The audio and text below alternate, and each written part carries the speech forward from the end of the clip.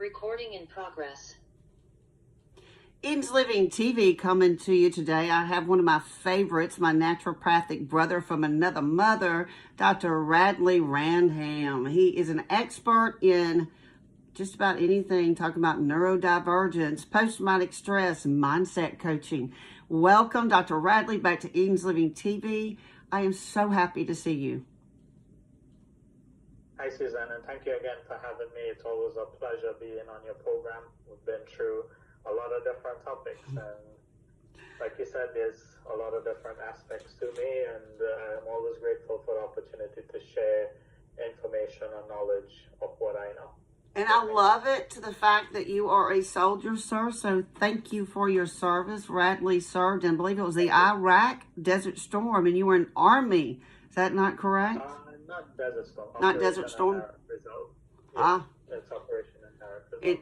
And you were injured too, so you understand this. This is not something Radley went to medical school and said, oh, I'll come back and be a post-traumatic stress expert. No, Radley had to live through hell like I have. And when you live through hell, you have this innate ability to see it in other people, tell them they're not crazy, and help get them back in their body. So today, I want to learn about ruminations, Dr. Radley, because I've been letting people run like a wheel in my brain rent-free for, about 11 months, and I need it to end.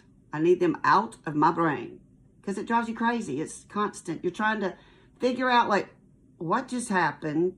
That narcissist totally abused me, and you still, even though you know what it is, you're like, what the hell just happened? Oh, the topics, let's talk rumination. So you're already introducing the topic here for me. So the question is, what is rumination? So I like a little bit of humor when I do things. Humor is always something that breaks the ice, but it also gets us to think a lot more and takes us, sometimes it even helps us to break out of that rumination aspect of things. So I have a picture here of a cow. As we know, rumination is a process that cows go through where they feed and they have to they feed, and then the food stays in their stomach, and then they have a secondary part of the digestion that happens later on.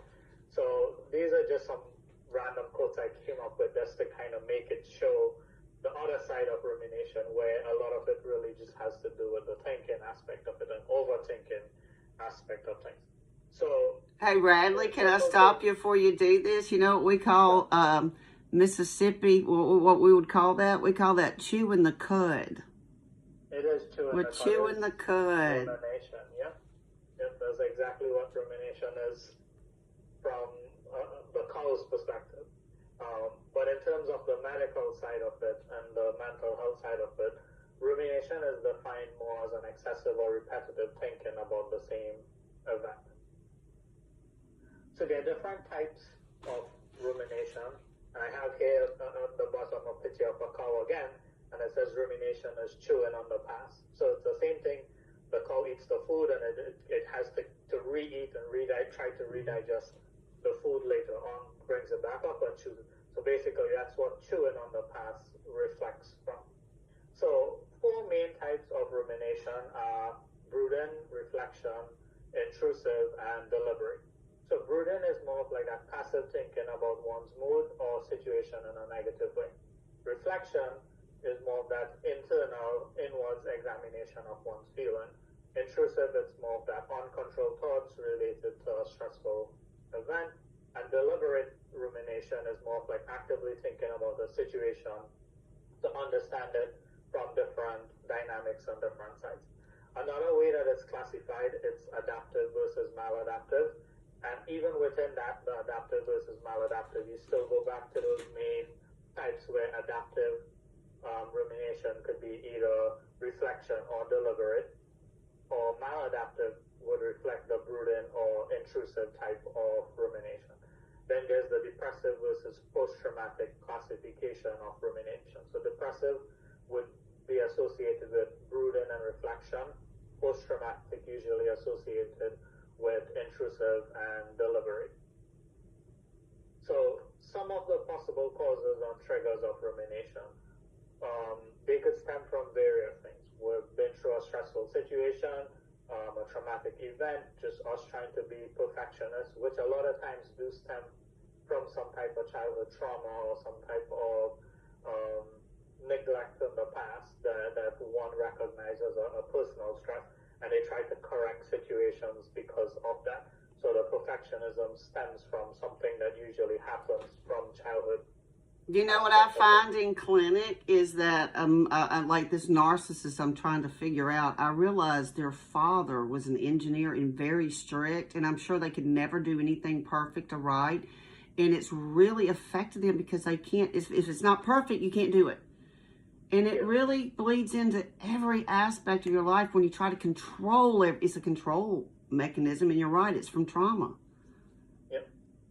And like you said, sometimes it's things that the parents do that they don't realize the impact of what it puts on for the child. So perfectionism is one side of it, but you also have like that low self-esteem. Sometimes people being put down. And it doesn't only come from parents. Sometimes it's societal aspects of things that creates that low self-esteem. But again, these are things that develop from childhood. You have that upcoming stressful event. So, for example, you have a big presentation, or you have a doctor's appointment, or you have some type of event coming up. The stress of trying to plan and think sometimes creates that rumination aspect of thing going on as well. Also, awaiting potential life-changing event news. So, even in the medical field, you have where people would go and say, for example, do some type of test that gives you some type of life-changing diagnostic. So cancer is one of those more common things that you hear people tend to have that negative connotation to, where it's like, all right, it's a life and death situation. This is the diagnosis. This is what is going on. So sometimes just in that process of waiting for the test results from certain things can create that type of life-changing stresses. Sometimes it's just waiting on the news of a new job. So you might have been out of a job and then you're just waiting on getting the new job. And in that time of waiting, it's like, all right, am I going to get the job? Am I not going to get the job? What did I do wrong? What did I say? What could I have done better? And all of these are things that we do as part of those rumination. And then more different aspects of things could stem from like phobias and fears, anxiety, OCD, depression. These are things that can trigger rumination. These are things that can help us get stuck also in those aspects of mental health issues long term. I discovered a trigger the last couple of days, actually 2 triggers. Feeling out of control when a neighbor had my truck for 6 days, and I was completely out of control. I could not make him fix it, and just the helplessness of not being in control, I would pace. And my anxiety was just revving. And I've come to find out he does drugs. I'm like, you can't do that around me. You can't make me wait and wait and wait and wait, because you're just driving my anxiety. And then it got to a point, Dr. Radley, where I promise you, it skyrocketed me, and I started feeling disassociated. Totally separate from my body, and I still am just now getting in my body. And that's one of the things that happens with it. That's one of the negative aspects of rumination, or negative effects of rumination. Sometimes you have that separation between the present and the past. Sometimes you go into your own PTSD. Sometimes it just aggravates different health issues. So some of the things that it could worsen from a mental health thing, it's mental health aspect of issues could be OCD, depression, anxiety, phobia, PTSD. They could actually make these things worse than it were before. So you might, for example, something happens and you're somebody that struggles with depression. It's easy for you to go down that rabbit hole and get stuck down that rabbit hole. Spiral.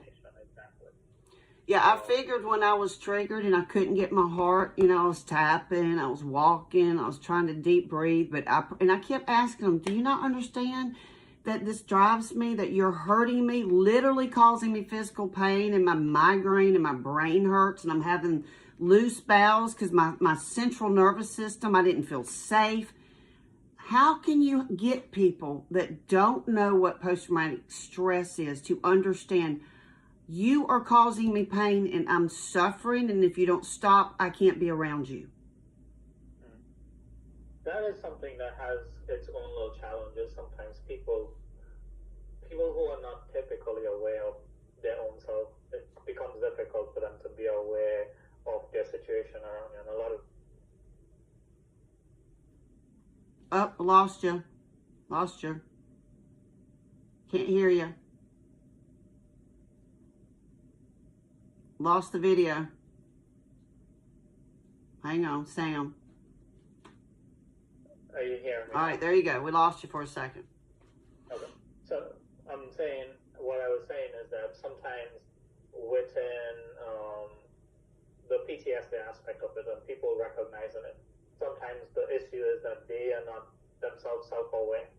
So sometimes they don't realize that things that they are doing could potentially exacerbate somebody else's situation. Mm-hmm. Sometimes you have the aspect of things where people themselves just don't understand PTSD. And they think of it as more of a deeper and a more negative thing. And some people have their own dynamics of what they shape PTSD to be, and sometimes they think it, and unfortunately people class mental health as with madness and craziness. Yeah, they're crazy. So they expect to see those types of response. So if they see somebody that is more of the calmer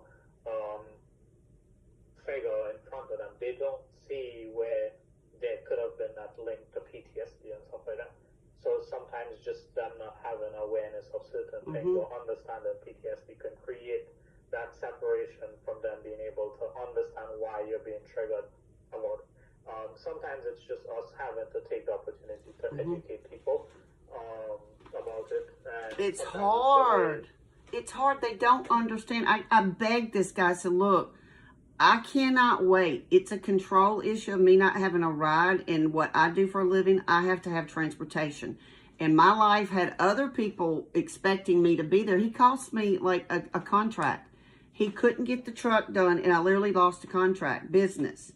And he didn't care. It didn't even register that his actions of doing drugs and not able to stay on task affected not only me, but affected people around me. And he still hasn't gotten it.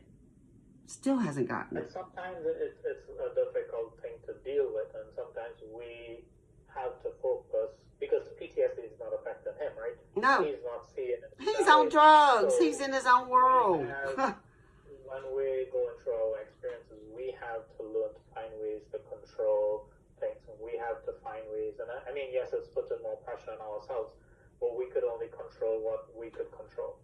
Right. And the more things we could do to sort of help protect ourselves in those situations is what would make the biggest difference for us. Because again, it goes back to them not understanding the situation, and when they don't understand, they may not have a care for it.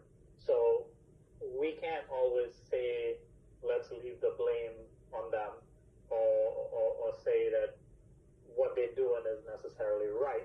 Yeah. It's not a matter of right or wrong. It's a matter of us trying to take control of our conditions. It's traumatizing. He was re-traumatizing me every second, and he intentionally made me wait. I mean, I'm telling you, 45 minutes to get my truck. Every second, I knew he was just in there. I knew he's like, it's a form of control. I'm going to control her. Yeah. And that's where we have to know, how do we manage our triggers? How do we create boundaries around things that can help us to protect ourselves from going through that overreaction or overthinking process of the situation. So again, it comes back down to us trying to find ways to help control what we could control. Well, protect ourselves. Yeah, to protect my safety. The space to help with those things. Yeah. It is a lot of education. I've lost a lot of friends that don't understand it. They're like, oh, you're mentally ill. No, I'm traumatized. I was in a 5-car pilot, spent 25 years of my life addicted in bed alone. That's trauma. It's trauma. And it's just so misunderstood in society. Oh, he's got mental health issues, or she's crazy. No, they've never had a therapist like yourself that can process it and say, look, adverse childhood events, let's look at it, diagnose it, find your triggers, get you coping mechanisms, get you aware and connected to your body. As you said, most people are not even aware what they're doing to other people. Not even aware. Yeah. And that's something that we can't control. The best we could do is, as the saying goes, plant the seed or take a hammer and try to, a chisel and hammer and try to chip away at the wall as opposed to trying to take a sledgehammer to break that wall down. I'm a sledgehammer kind of girl. It's one of those things that has its process with it, but it's sometimes we have to focus on controlling what we could control in given situations, like I said, so that we could help protect ourselves and create that safe space for ourselves. You want to know It is selfish in doing it, but at the same time, we need to protect ourselves from what other people don't understand about us. And that's where once we start getting control of those things, it becomes easier and easier for us to be able to expose to certain things, to be able to have that control response versus a reaction to different situations. Oh, that good old response versus react. That was a lesson I had to learn in my journey. I was a reactive little fool. Oh, they got my goat. You ever heard that Mississippi saying, they got my goat? When you get mad and someone gets you mad and they make you angry, well, they didn't make you angry. They got your goat. You allowed them to make you angry.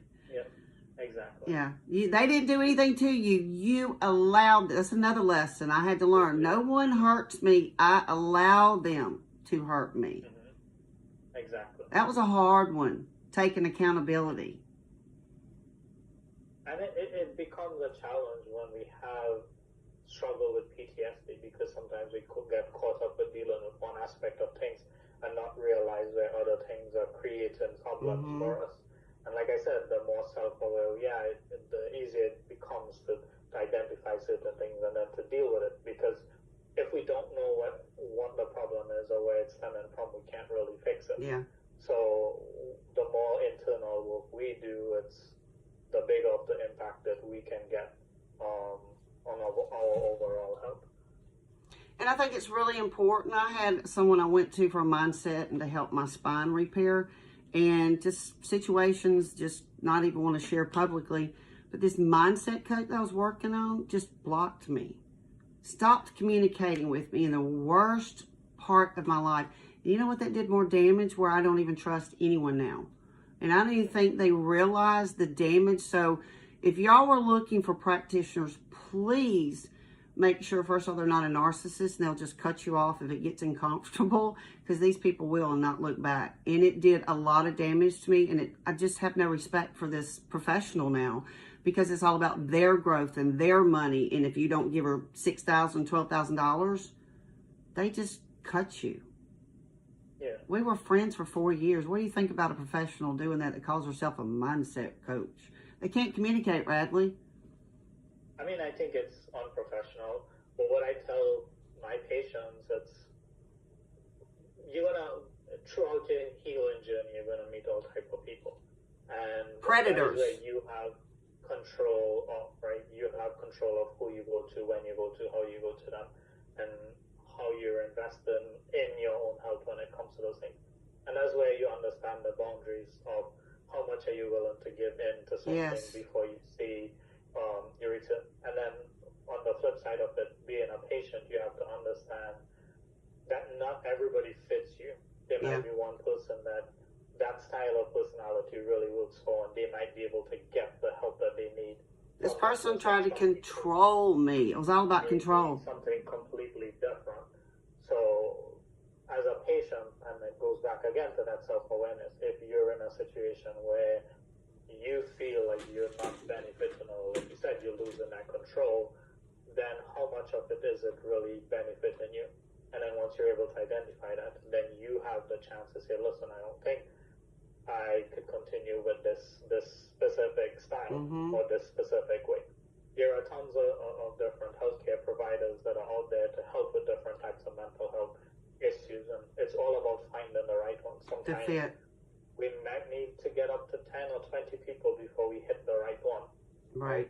But we can't give up because we had a bad experience with one. Not everybody has the same dynamics. Not everybody has the same experiences. So a lot of times it is taking that time to find what works for you, and and the person that works for you and the style that works for you. And sometimes even within the same person that works for you, sometimes it's different styles that has to work for different traumatic events that we've been through.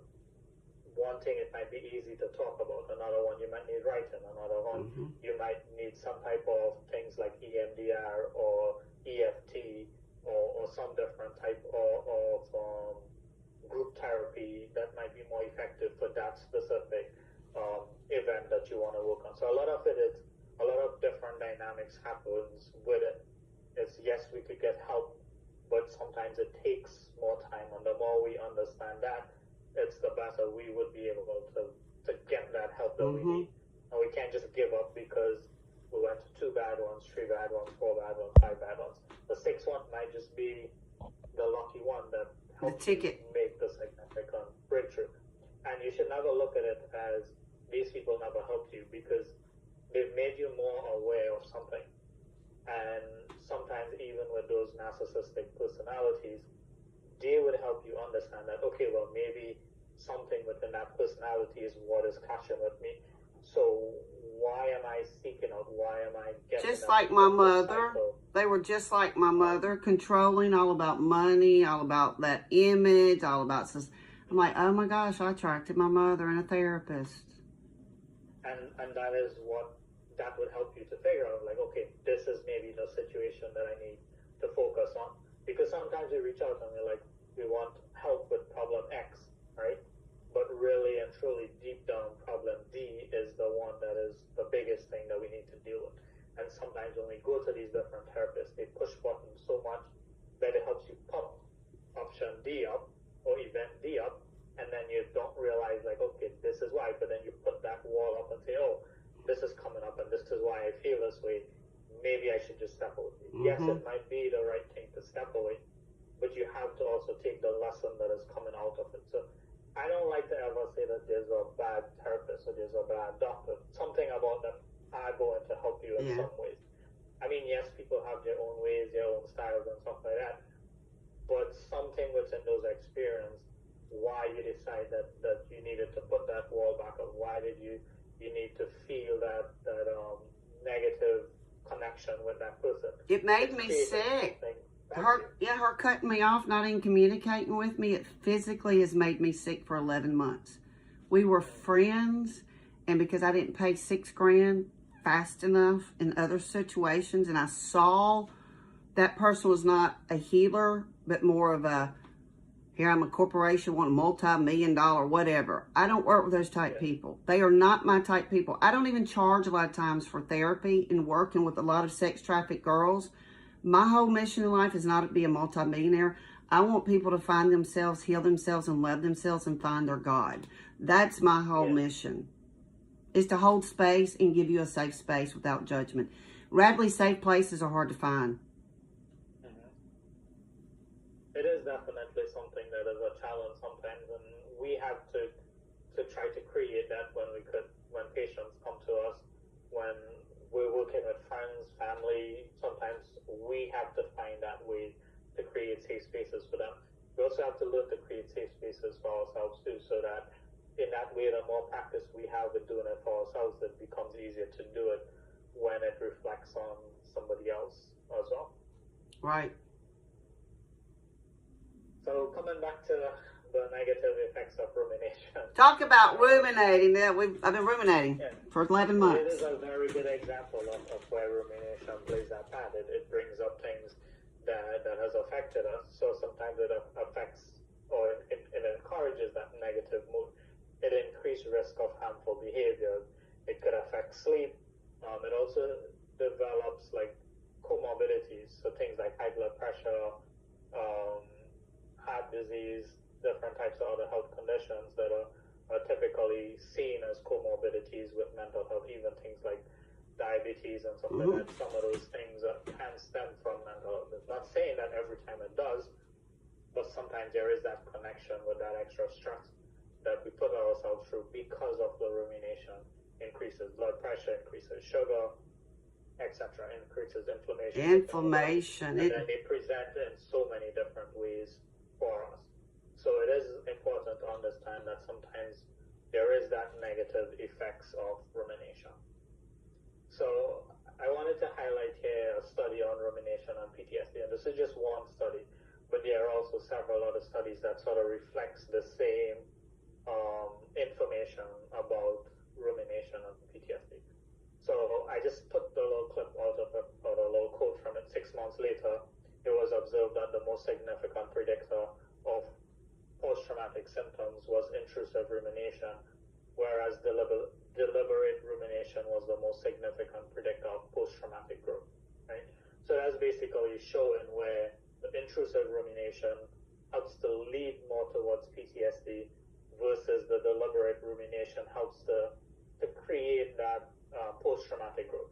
And the difference really is the intrusive one is going down that negative rabbit hole again of keep dwelling on certain things.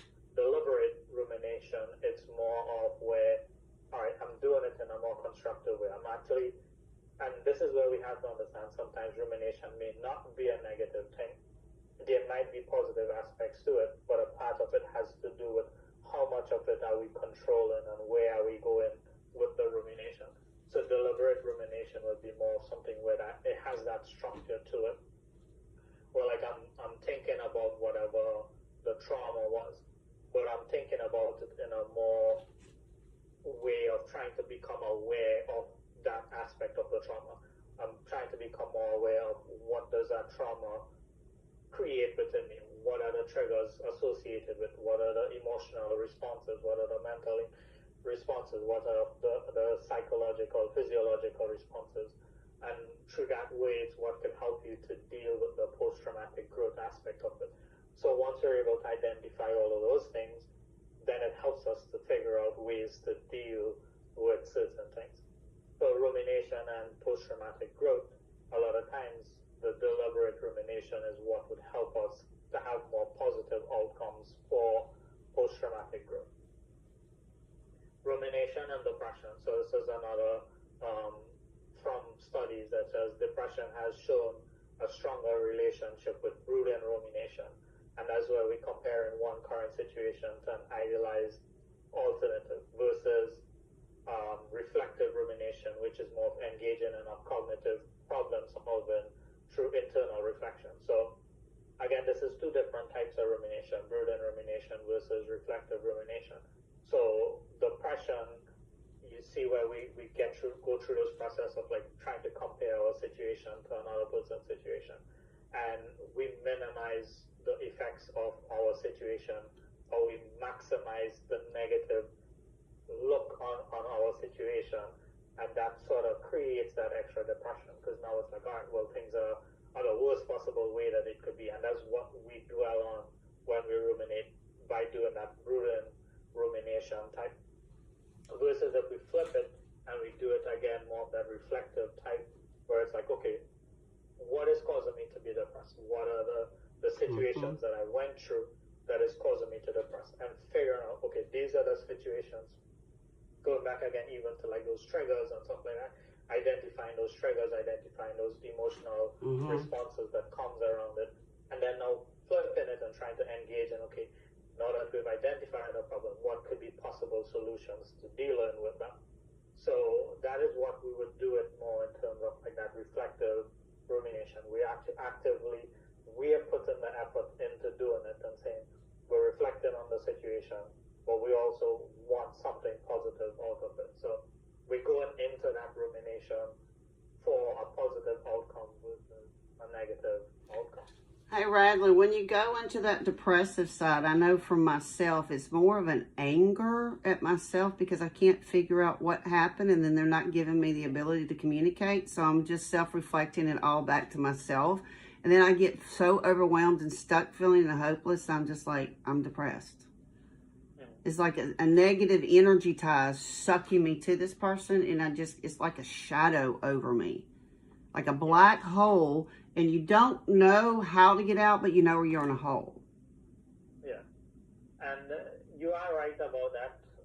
Emotion comes in combination forms. Like you mentioned, starts off with the idea of being depressed. Then you talked about anger stemming from it, and then you talked about getting stuck in those depressive settings. A lot lot of times there is that combination aspect of it, and it is important for us to understand that. So when they pop up, we know how to deal with it. And again, this is where if we do it in a more of that constructive rumination style, so example, that reflective or deliberate rumination style, then we could go into it and take out what is negative from it and create that problem solving aspects of things. So it is important to understand that emotions a lot of times come combined, and sometimes one presents itself more because we are trying to find a suppressive way for the primary emotion. So when we suppress the primary emotion, what pops up is the secondary emotion. So sometimes that secondary emotion really is the depression, but it's stemming from the anger.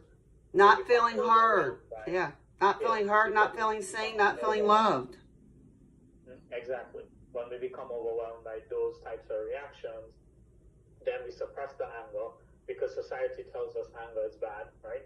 So we need to suppress it. We need to try to push forward. We need to try to get through the situation. So we suppress it as opposed to dealing with it. And then that pops up in the secondary form of now grief or overthinking or depression, or the case might be. So it is, like I said, it is important to understand the nature of our emotions. What is that? I like using the analogy of the iceberg, right? What caused the Titanic to sink wasn't the part of the iceberg that they saw. It's the part that was under the water, and that's the part that hit the Titanic first, right? And that is what created the hole. That is what created the problem.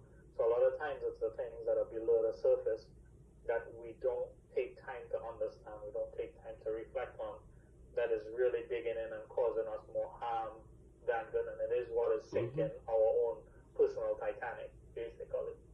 But what's beautiful is that you have the solution to break this cycle. I love this. So how in the heck can I break it? So part of breaking the cycle of rumination is understanding rumination, right?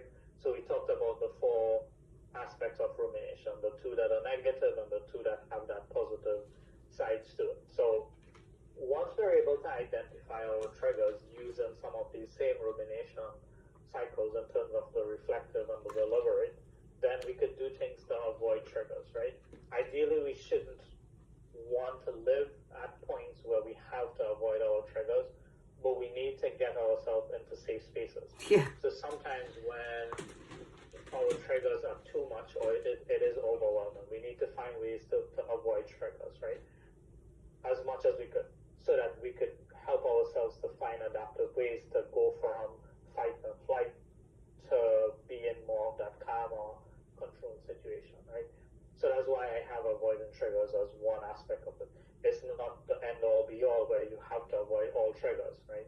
Because there are some times you might be in places or situations where you cannot avoid the triggers, and ideally we want to get comfortable to a point where avoiding triggers is not the ideal situation. We should be comfortable being around our triggers but not being triggered. So and learning coping. You teach coping mechanisms when you get triggered. That's what I love about you, is you teach people how to deal with this. And that's part of what we need to do when we are triggered. If we understand when we understand triggers, we have to understand how does triggering present for us, right? What are the emotional responses? What are the physiological, psychological responses that we see? Do we notice tightening of muscles? Do we notice a headache? Do we notice sweaty palms? Do we notice tension in our shoulders? Short breathing, panting. Before sometimes the emotional response comes in. So if we're able to identify some of these secondary or these primary responses before the secondary responses happen, then we could create situations where we could break that cycle of the triggers happening, right? Avoiding them is one, but as you said, coping mechanism is another aspect of it. Doing deep breathing exercises, doing something that distracts you from it in that given moment, take your mind off of it, not necessarily moving away from the situation, but taking some type of simple thing that you could do within your own time. Sometimes it's just writing on a piece of paper. Sometimes it's taking a deep breath. Sometimes it's taking a deep breath intentionally where I feel tension in my shoulders. I take an intentional deep breath, breathing into my shoulders. I'm a tap. Do a lot of doing things like tapping. tapping. A lot of These are tapping. simple coping mechanisms that we could have within our given situations to help break that cycles of the trigger.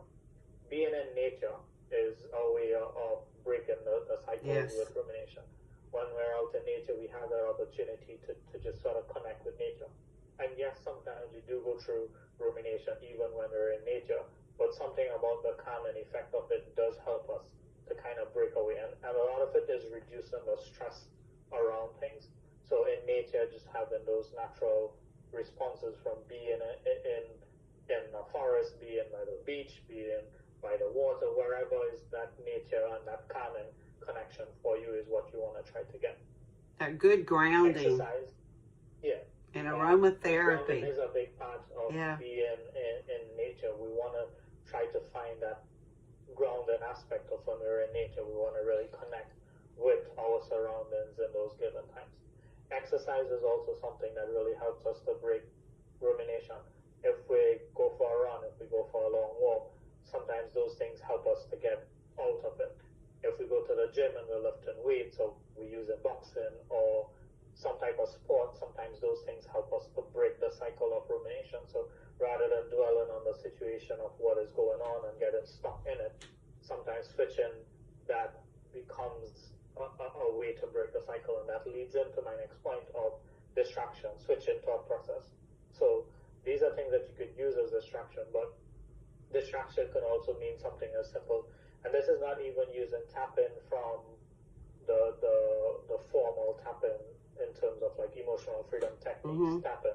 Sometimes a simple thing like just tapping your finger or your hand on your feet or on your leg, right? And just alternating which side you tap it. It forces you to bring awareness to those specific movements, and that helps you to break away from that rumination or that thought process of going down the rabbit hole. So it's a way to kind of switch your thought process or something. Distraction could be like I'm writing, so I take a pen and a piece of paper and write something down. I take my phone and I go and I type in something on it. Distraction could be something like watching a funny video, or sometimes listening to like a motivational talk on YouTube, or listening to a podcast or whatever the situation is. But something to distract you and break you away from that situation. Hey, Radley, you know what I've started carrying in my pocket when I go out and I know I'm really struggling with my post-traumatic stress? I keep essential oils like Gentle Baby, and I do reverse nostril breathing. And this really gets me between the aromatherapy and you're getting oxygen nutrients too. This kind of cleanses my receptors in my brain. So I carry essential oils like lavender and Trauma Life and Harmony. These are things that really calm me down.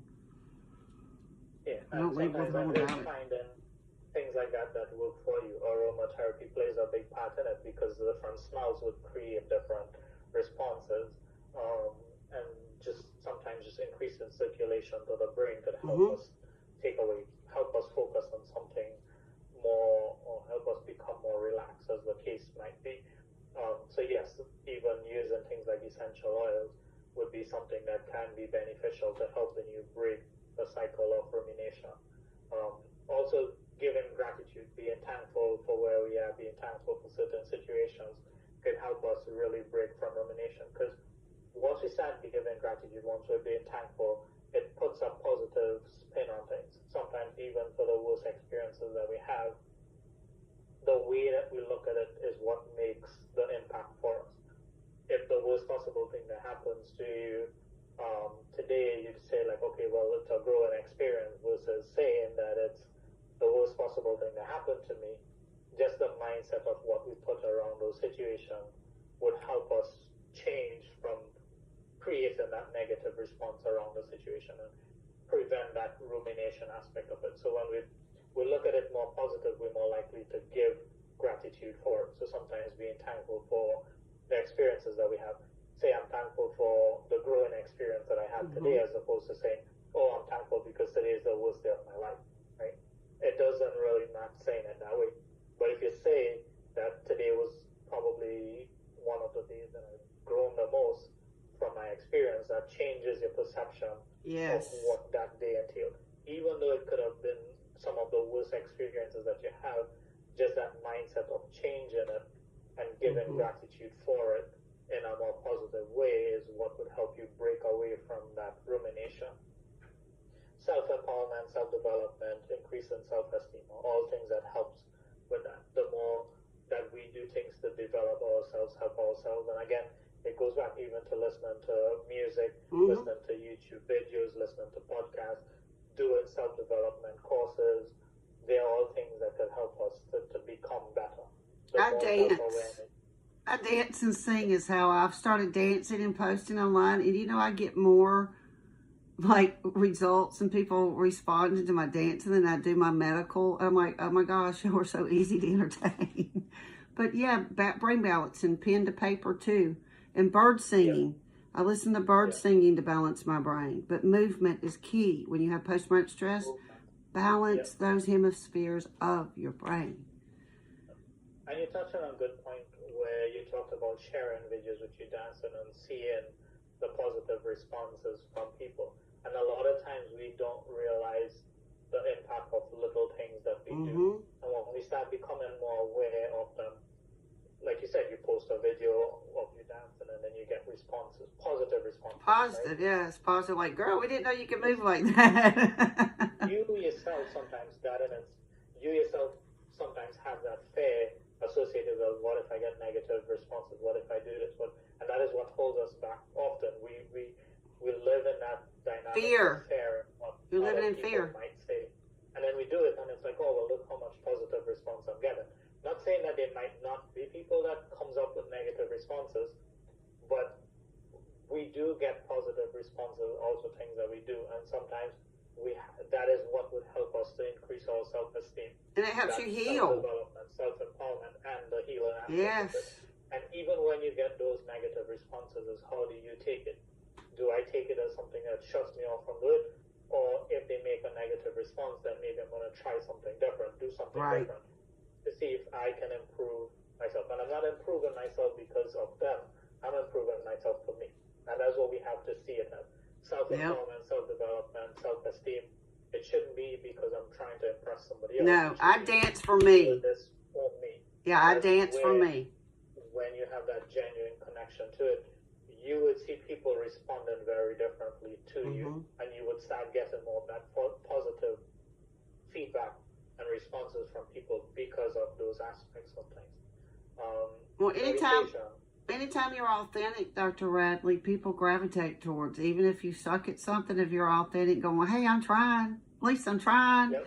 People navigate like, well, she can try, I can try. People connect to those things because we all find that within ourselves. Sometimes we feel like, all right, I'm not good enough to do this. I'm not good enough to do that. And then you start doing it, and it's like, okay, well, it's okay to make a mistake. It's okay to not be perfect in things because it helps and it shows us that when we post things, right? That yes, we made a mistake, but people still value it. People value it for what it is.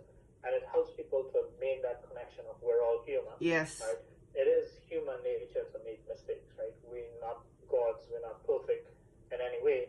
But when we remember those things, it helps us to boost that confidence. It helps us to boost that self-esteem. And when we help ourselves through that way, we're also given an opportunity to help somebody else. And sometimes your dance or video that somebody else shares about something might be impactful for somebody else that is watching it. And that might be the one thing that makes their day. That might be the one thing that makes a difference for them. And when we do those things and we build those self-empowerment, self-development, self-esteem aspects of things, it is helping us too, but it also has potential to create that ripple effect to help others around us. I have a whole little group of brain injured people that literally can't dance and used to be ballerinas, and people don't know that I lost the ability to literally walk, and my balance sometimes is off. I've almost fallen dancing, and my brain injured people recognize that I'm struggling, and they're like, girl, you can do it. And then they are like, well, she can do it sick and hurt and dizzy. I can too. So it's a ripple effect of being authentic, sharing your struggle. People a lot of times want to put a mask on that they're perfect in their life, and that you're doing a disservice to yourself and society when you wear a mask. You do. You do. Exactly. And another aspect of it is the meditation and the self-awareness. The more we do meditation, is the more self-aware we become. When I talk about meditation, I don't only talk about sitting in a quiet space with eyes closed, lights folded, and meditating in that way. There are different styles of meditation. Meditation could come in the form of going for a long walk. Meditation could come in the form of listening to music while you run. Big part of meditation and what meditation should be seen as is creating that self-awareness aspect of it, being able to truly connect to yourself and everything else that is going on. So it is important to understand that part of meditation is self-awareness, and whatever way that we allow that self-awareness to come in is meditation. So don't just say meditation and say, oh, I need to sit in a quiet space to do it. I have had times where my form of meditation was running on the beach with my headphones in, listening to music. Sometimes it's going for a walk. Sometimes it's sitting in a quiet space and just zoning out. Sometimes it's me sitting in a space, not moving, but playing music loud. So there are different settings, there are different ways to do it. Don't let specific definitions of meditation prevent you from doing it. Again, look at it more of how am I connecting with myself, how am I connecting with the surroundings around me, as what meditation is, so that you're not limiting yourself to say, oh, I have to sit in a quiet space in order to become self-aware. Another side of it is journaling and writing. Sometimes writing helps us to put things into words, put things into something that we could see. And when we do that, it helps us also with that self-awareness aspect. But sometimes when our mind is running on something, just taking pen to paper, put it down, fingers to the keyboard and typing it in. It helps us to break the cycle of rumination. And you could pick writing to be whatever form you like. I like writing in the form of poetry. I have never liked journaling. Oh, Radley, I didn't know you write poetry. I am this way, I am that way, or this was my day. I never liked that style of writing. Not to say that I haven't done it. I have done it to school and stuff like that, but it was never something that I was drawn towards. I like writing in poetry because it gives me an opportunity to write in an abstract way that I could understand, that others may not understand. And it's left up to interpretation. So sometimes for people who don't want people to really read and see exactly what is going on, this is a way for you to really use writing and put it in a way that you understand it, but it's not something that anybody could just pick up and say, oh, I know exactly what is going on, because you don't want to talk about a given situation. So there are different styles of writing, different styles of journaling. It's finding something that you're comfortable with. We talked about listening to music and stuff like that. These are expressive ways to get things out.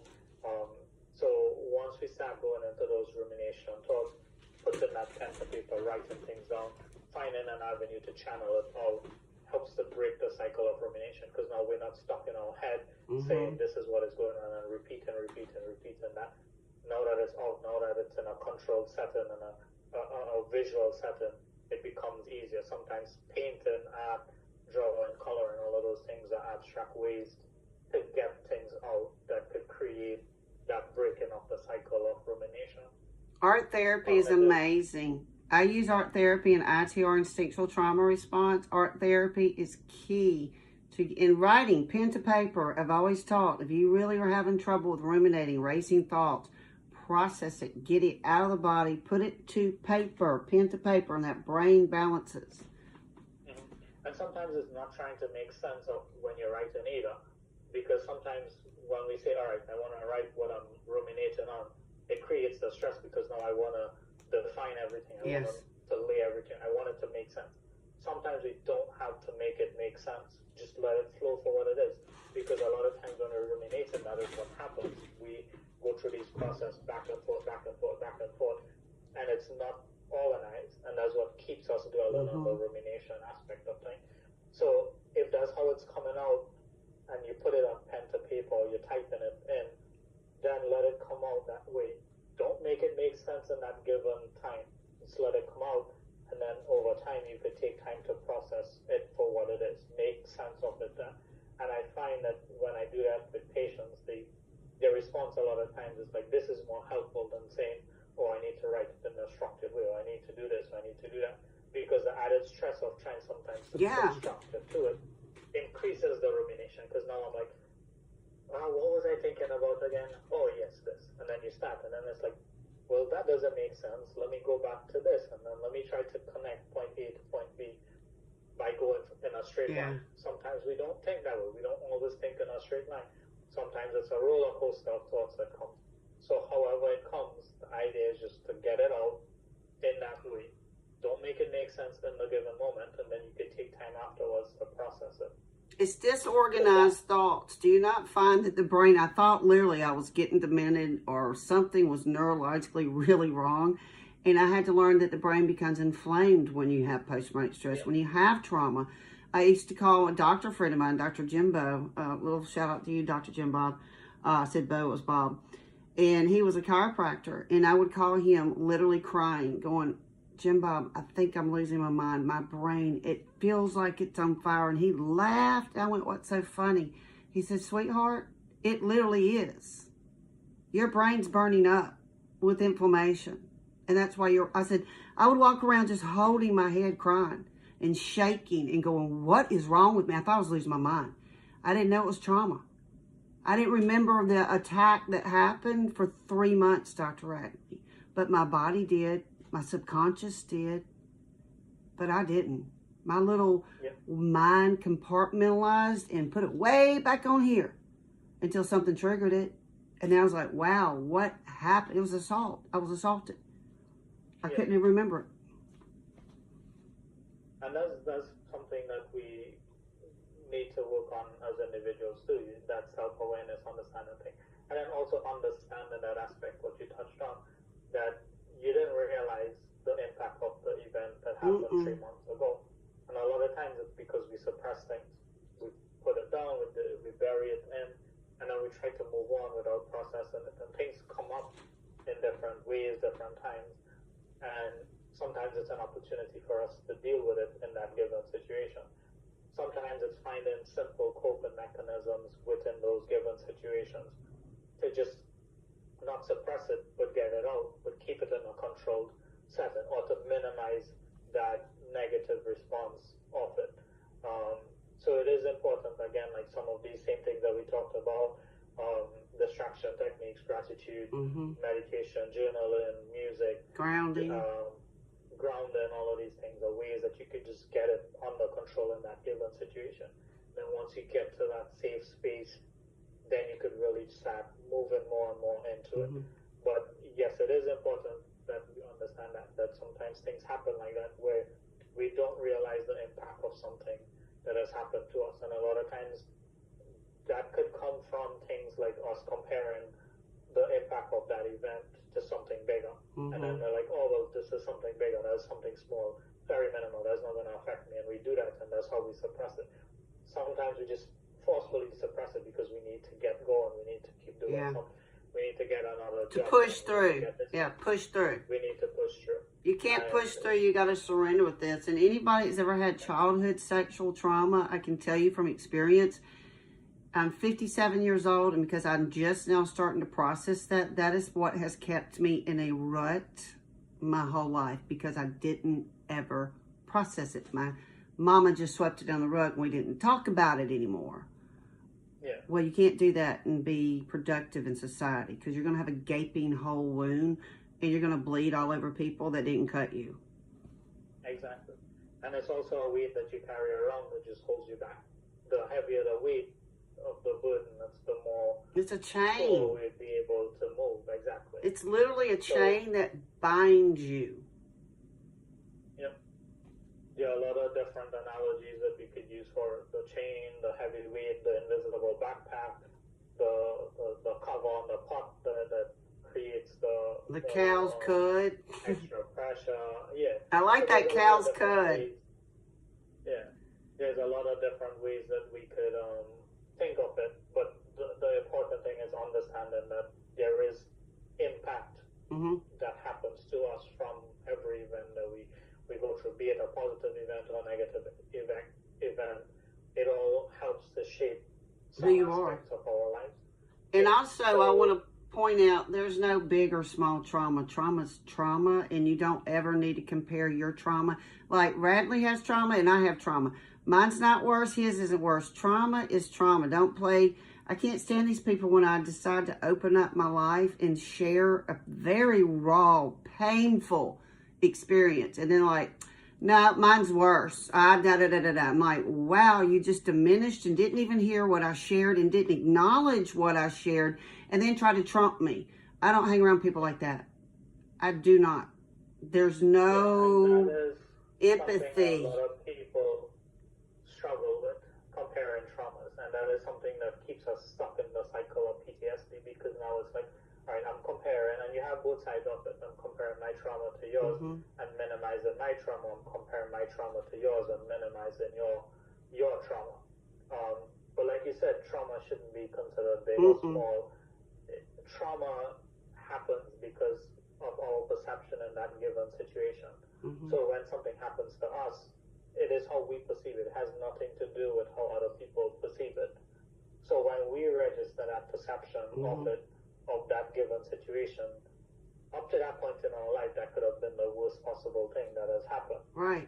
Flip side of it, other people, yes, they may have seemed to have been through something worse than you, but that doesn't minimize the impact of the trauma. Your trauma impact might be the same as mine, because at that point, it's the worst possible trauma. And then you have other dynamics of it. It's like the resiliency aspect of it. What other type of things have you been doing? What other risk factors around PTSD are there that is creating the impact for you? So it is a multi-dimensional thing that you have to look at when it comes to it. But again, it boils back down to the perception that you had associated with that specific event in that given time is what makes the difference. It shouldn't be me comparing what happens to me to comparing it to somebody else, even if it's the same exact incident. Right. Because our perception will always be based off of our experiences throughout our life up until that point. So that is something that we have to try to understand when it comes to that, because that is what would make the difference for us, to really say, yes, that is traumatic, and I accept it, that it is a trauma, and I need to deal with it. And if we don't understand that simple connection to it, then a lot of times it becomes easy for us to say, nah, that's small, just suppress it, just leave it, just push through it, just whatever. And then later down, when it pops up, it creates a bigger problem. And I like using analogies, so I like using the analogy of a spring. You suppress the spring, you compress it down. There's only so much you could compress that spring before you need to release it. There's only so much you could hold that spring into place before you get tired and have to release it. And the more you compress a spring, if you compress a spring to maximum compression, that would give the biggest response from it. So it's the same thing like when we suppress our stresses. When it comes out, it all depends on how much suppression we've done to it and how much other things are going on around it that might create the reaction as opposed to a response in the given situation. And you're talking about reactions. Isn't it crazy how people in families, and I've had to learn this because I'm the baby, my brothers and sisters' perception of my life and my wreck and my recovery, they have no clue at all. They weren't here, didn't help me. In their perception, when I was coming out with my story publicly, it really upset me. My brother's like, your recollection is not what happened. I'm like, excuse me, I lived this, the pain, the addiction, the isolation, and I was like, you know what? Well, their perception could be their perception, because I know what happens. Gaslighting is the ultimate form of gaslighting. When you listen to other people's perception of your situation and you listen to them rather than yourself. You have to know. It's important to validate your experience, because again, it's your experience, it's not their experience. And you don't need other people to validate that. Everybody that looks at it you're all looking at it from a different angle. You're not seeing it from the same space at the same time.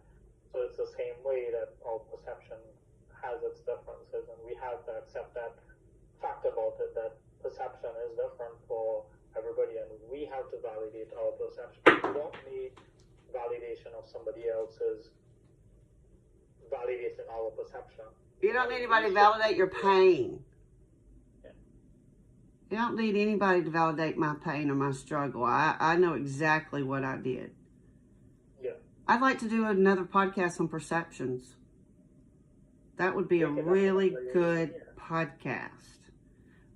We can title it Rose-Colored Glasses, the Perceptions of Post-Traumatic Stress and the Branches in Which You Can Heal. Plug your book. While we're thinking about it, I want to plug your book real quick for my audience halfway through. If you like Dr. Radley's style, which how could you not? If you have problems with rumination, if you need someone you can just trust, if you need a brother in arms, Radley's there. Radley, tell us about your book real quick and we'll get back to the presentation. But you just came out with the Healing Branches about, what, 2 years ago? Or has it been 3? It's been 3 years. It flies when you're having fun. Yeah, it's been some time.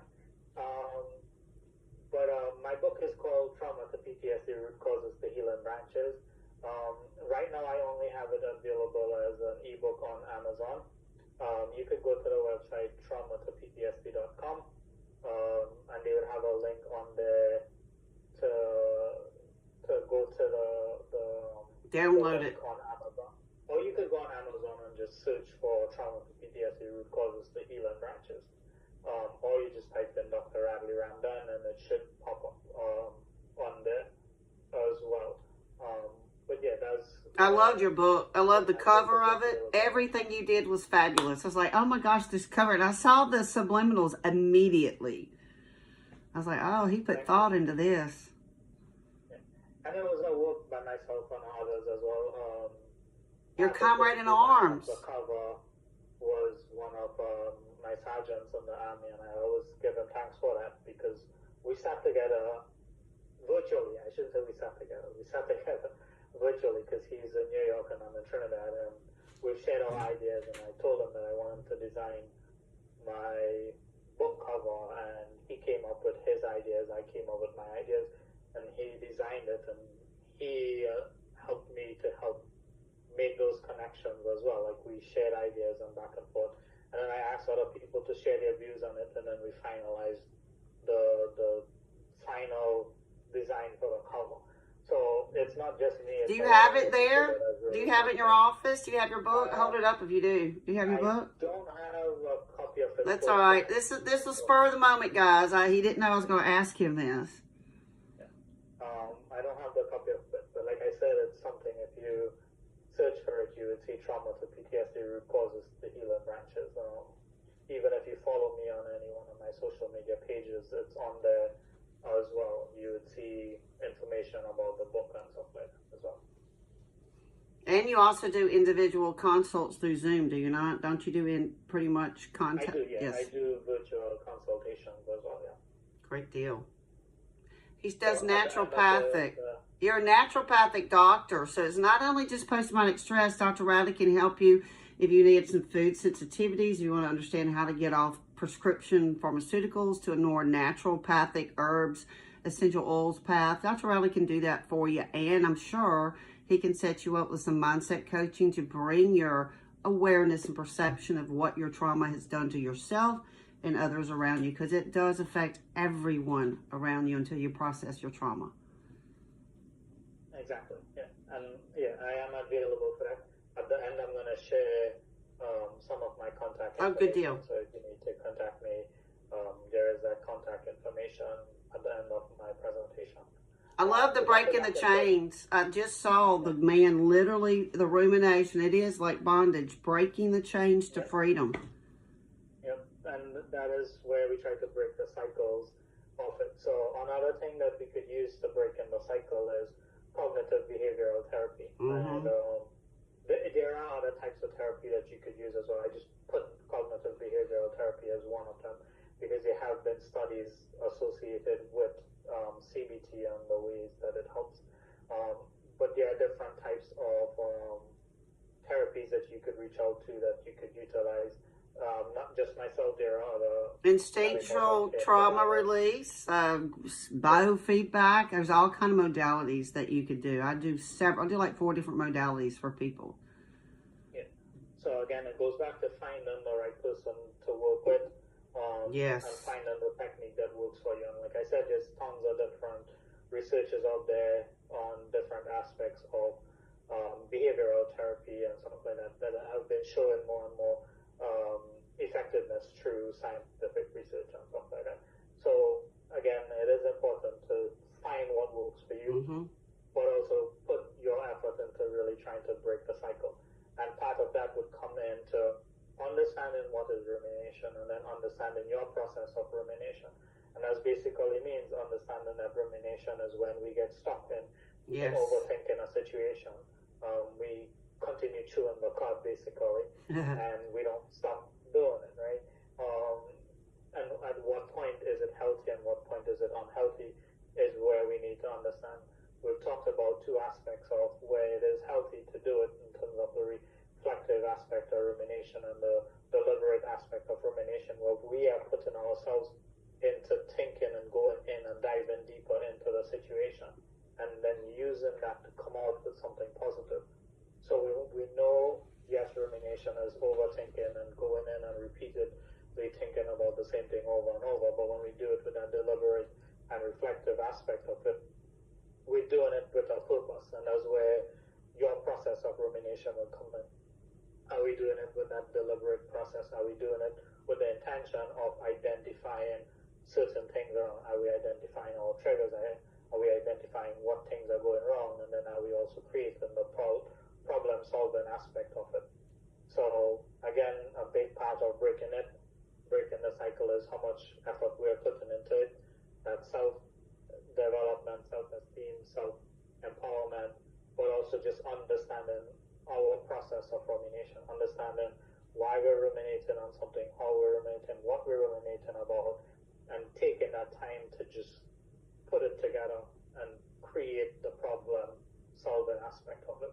Hey, Dr. Radley, at what point do you think, well, I kind of need some help with this? Is it 3 months rumination? Is it 6 weeks? Is it 6 months? Or like, girl, it's been a year and I can't get this guy out of my head.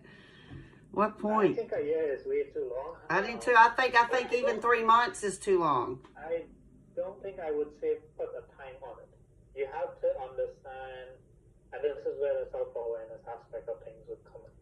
If we realize that we're getting stuck in ruminating and it's affecting our quality of life, then that is when you should take the steps to go. Because sometimes there might be people that ruminate about things over a year, but they're still able to function. And it is, yes, it is creating a negative impact in our lives. It's keeping you stuck. It's keeping you stuck. But if it's, and this is why I'm saying don't put a timeline on it in terms of saying if it goes only for this amount of time, then to do it. Because there might be some people that are ruminating on something just for 2 or 3 days, but it's getting to the point where it's affecting daily function in our life. Sleep. It's creating depression, it's creating issues with anxiety. Sleep, it's creating other issues with mental health, anxiety, PTSD. It's creating different type of health issues. So you're starting to get sick more regularly because the immune system is being suppressed because of the stress response of it. Digestion. My digestion, man. Whoa, wow. Yeah. We're developing issues with acid reflux. We're developing IBS. IBS, different things like this. So what we want to do is we want to try to break that cycle before it gets to create damage, like physical damage to our physiological responses of it. So that's why, like, I don't like the idea of putting a timeline on it, because for some people, their rumination might be a quicker pathway to creating the physical responses and the negative physical responses. For some people, they may be able to ruminate over something for a longer period of time, but they still have some degree of control. Right? And that's where, again, understanding your process of rumination. And don't only look at it as a negative thing. It's like, okay, I identify that I'm ruminating on it. How do I switch from brooding to reflective, right? How do I switch it from intrusive to deliberate? Ooh, that intrusive. Ways to switch from the negative aspect of rumination to the positive aspect of rumination. So you feel like you don't have that control is when you need to reach out for help. And that's the best way to put it. Like I say, when you feel out of control. It's difficult to say because different people are coming from different situations, and we have to think of it that we might be ruminating on one incident, but what else is going on around it? How have we been diagnosed with PTSD before? Have we been diagnosed with depression before? If we have, then when we get into these negative sides of the rumination, it is likely to increase the effects of those things. So you want to reach out for help earlier than later. You shouldn't say, oh, because I have dealt with depression before, PTSD, and I've healed from it, and then now I'm going through rumination. I should say, oh, I'll give it 3 months or 6 months. It might be a case where it only takes 2 days for you to go back down that rabbit hole and get stuck down there. So don't look at it as a timeline. Look at it through self-awareness. Where am I? Am I able to function? Am I able to, even though if I'm ruminating, am I able to break the cycle of rumination and get out of it? Right. And be able to switch and function effectively and efficiently in my life. And that's where you need to make the step. And again, the control aspect of it. Even if you're able to function, if you feel like you're losing control, then that's the best time to reach out for help. Don't wait until you lose complete control. As long as you're feeling like you're starting to lose that control, reach out for the help so that it could break the cycle and it could help you get back to your regular path, like a more structured routine, and for you to really function optimally, effectively, efficiently, as the case may be. It truly is just awareness and breaking that cycle and having the perception like, okay, this is a journey. I'm not crazy. I'm not broken. I was traumatized, and it's going to take me time to heal. And if I can't find the community to support me, keep walking, because I promise you, you will. Yep, I promise. Exactly. The right people, not the ones that want to charge you $6,000 and $12,000 and block you when they can't control you. That's not a good therapist, friend, or healer. It's just not. Yeah. Someone wants to control someone and their healing in their perception or growth or whatever. If there's a control from your therapist, you're with the wrong therapist. You're supposed to create a safe space. Like I said, there's a lot of people out there that have the skills, and it's not just me. I know other people because I have gotten help from other people. And it is important to understand the dynamics of it, that we shouldn't just say stop at 1, stop at 2, stop at 3, just keep going, and you would find the right people for you. Once you find them for you, then you utilize them for you. And sometimes even the same set of people that you've worked with in the past, there might be something else that comes up in the future that they might actually be more helpful for. So again, don't necessarily cast away some people unless you really feel like they're lesser narcissists. Because sometimes there are people like that you would meet and they'd be like, I know there's no way that they could help me in the future, and then it genuinely becomes a case. But like I said, I don't like the idea of saying no that they never would, because you never know. Their style might be the one style that you really need to help you break through, but you may not need to get to 20 sessions with them or 10 sessions with them. You might just need that 1 or 2 sessions just to get you that breakthrough, just to get that push that you need. Because again, there are different approaches. There's the sledgehammer approach, there's the chisel and the hammer approach. There is different ways to different things. So finding what works for you in each situation is what is the most important aspect of it. Just make sure your therapist, I even told this person, look, I have post-traumatic stress. I'm very traumatized. I'm being trafficked by family members I don't trust easy at all. Please just don't hurt me and communicate with me. And I'll be damned if she didn't block and not communicate and completely just, Radley, it made me feel like I wasn't even human. Like she didn't even care enough about my pain. I'm a colleague, for God's sakes. And I was a friend. And she didn't get her money fast enough. And she just, blocked, left. I don't want to work with people like that cut out on me. I'm kind of the old Marine that no man's going to be left behind. I don't leave men behind. If I work with you, I'm in the trenches with you. When it gets hard, I'm there with you. And it's not about money. This person all wanted money. It was all money. Predator. Narcissist predator. Multi-million-dollar business. Not for me, boo. I want a healer. I don't want a therapist that wants to be a multimillionaire and be on covers of magazines and doing retreats. Not me, boo. Not me. And that's why it's important to find what works for you and who works best for you. And that's the important. I'm a connection. If I don't feel that connection with someone, I'm big on connection. And I don't work with just anybody. Radley will tell you that. I don't work with just anybody. I've had people that are huge in the media world, big money makers, could have stepped on the stage and make money, but I didn't trust them. They sold out. And I don't work with people that sell out. Because you can't trust them. Trust is huge with me. Connection is huge with me. Trust. Those are important factors in it. Trust. Connection. And trust is a big part. If you can't trust the person that you're working with, how could you really open up and genuinely open up? A safe space. That you need. Yeah. And speaking of safe places, it's June, Mental Health Awareness Month. What are you doing, Radley, for June for men's health? So part of Mental Health Awareness Month for men, today we're talking about the topic of rumination. But it is important as men to understand that part of our mental health comes from the whole health aspect of it. Every aspect of our health contribute to each other. And I like talking about aspects of health and holistic approach to health from 6 different dynamics: physical, mental, emotional, spiritual, environmental, and social. Ooh, that would make a good book. The Dynamics of Health. Connect to each other. So once we feed into one, we could impact the effects of another. But since we're talking today specifically on the topic of rumination, I thought that we should just highlight some quick points on rumination and men's health. So a lot of studies have shown that women are twice as likely to ruminate than men.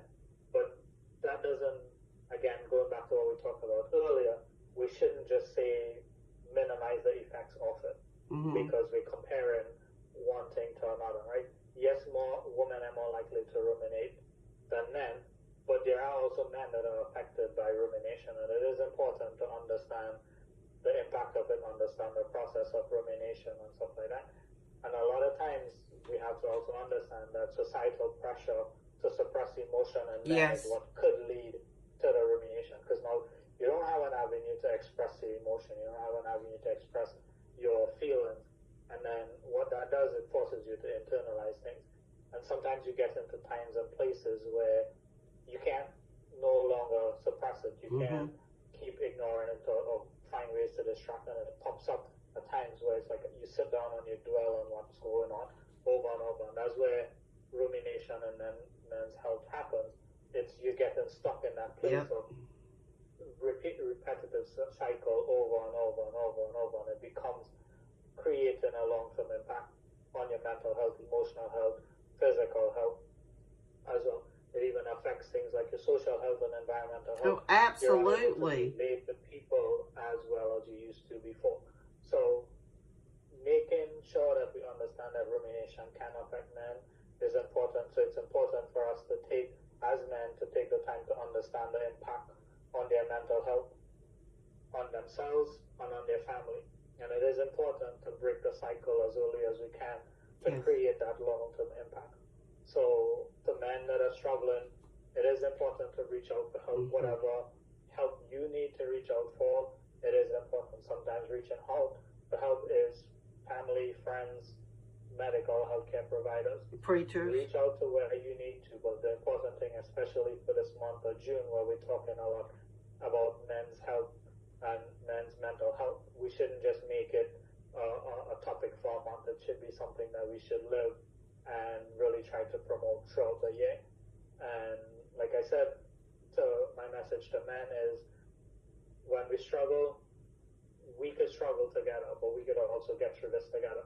So it is important for us to take opportunities to connect with ourselves and find ways that works for you to really overcome whatever struggles that you are.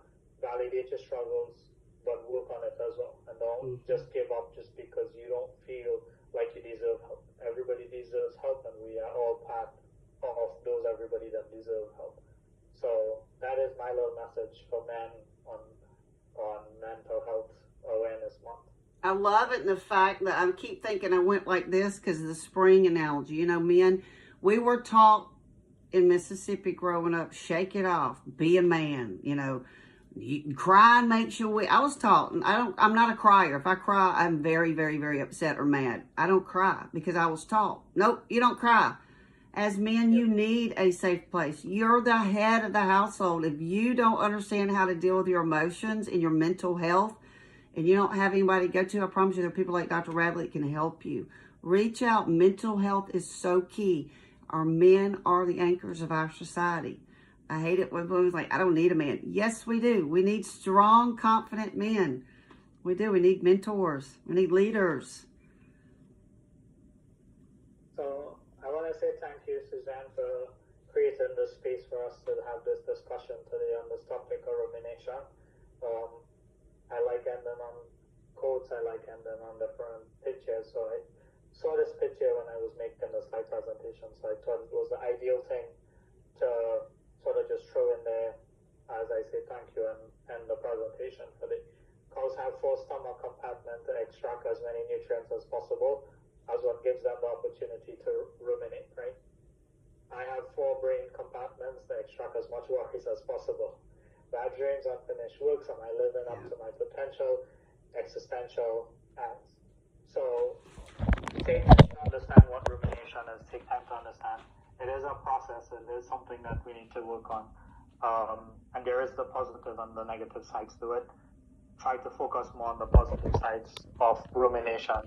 Really delve into that deliberate and reflective sides of rumination when it pops up for us. Take the opportunity to find something positive out of it. Find the cause, find the root cause, find the triggers, and find solutions for all of the triggers and the causes. And that's how we would heal, right?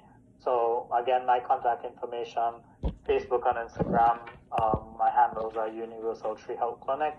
My email is universaltreehc@gmail.com, and you could follow me and subscribe on YouTube at Dr. Radley Ramdhan. So again, Suzanne, thank you very much for creating this space and time for this presentation. Hey, Dr. Radley, I enjoyed chewing the cud with you, brother. For those that need to chew the cud, so to speak, and process some of these ruminations, as he said, what is it again? Universal, I can't read because I don't have my glasses Universal Tree Health Clinic. Universal Tree Health Clinic. Y'all can also follow him on Instagram. I do believe you're on LinkedIn. And tell us how to get your book one more time. So for my book, you could visit the website www.traumatoptsd.com.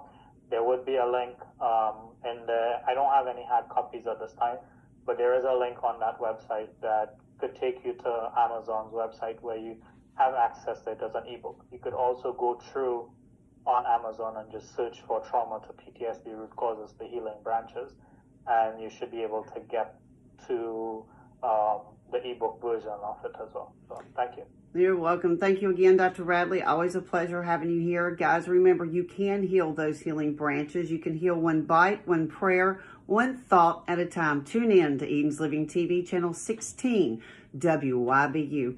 Thank you, Dr. Radley. You have a blessed day, and thank you for teaching me how to get off that rumination wheel. Recording stopped.